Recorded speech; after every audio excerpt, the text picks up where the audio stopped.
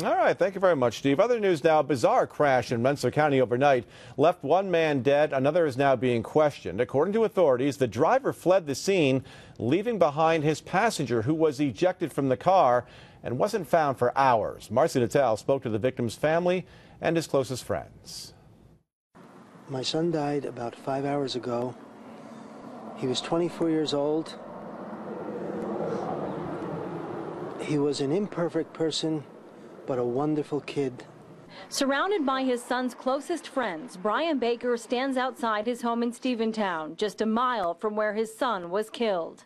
We live life hanging by a thread, and the thread can be snapped at any moment, and then it's too late. Chris Baker was the passenger in his friend 20-year-old Brendan Hoffman's car when just before 1 this morning, authorities say Hoffman lost control and crashed. The car flipped several times, landing here, ejecting Baker. An eyewitness who did not want to show his face on camera called 911. By the time authorities arrived, he says Hoffman fled in a car driven by a female friend.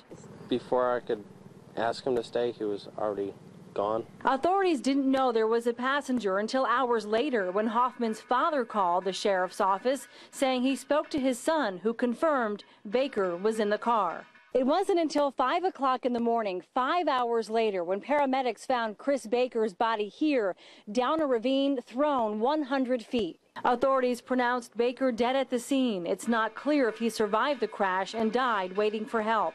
As for Hoffman, he was located at Berkshire Medical Center and is being questioned by investigators. If one parent and one kid can hear what I'm saying and help make a decision for their own kid,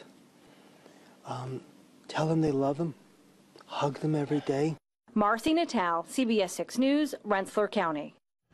Well, the owner of a local animal shelter has once again watched the animals in her care be removed by authorities. Investigators were back at Kelly's Haven in Mayfield just a few hours ago, taking out animals left there by a woman now facing animal cruelty charges. Terza Henry was evicted and arrested last week. She turned the animals over to Kelly's Haven before going to jail. The problem is the owner, Sue Kelly, is not allowed to care for anyone else's pets.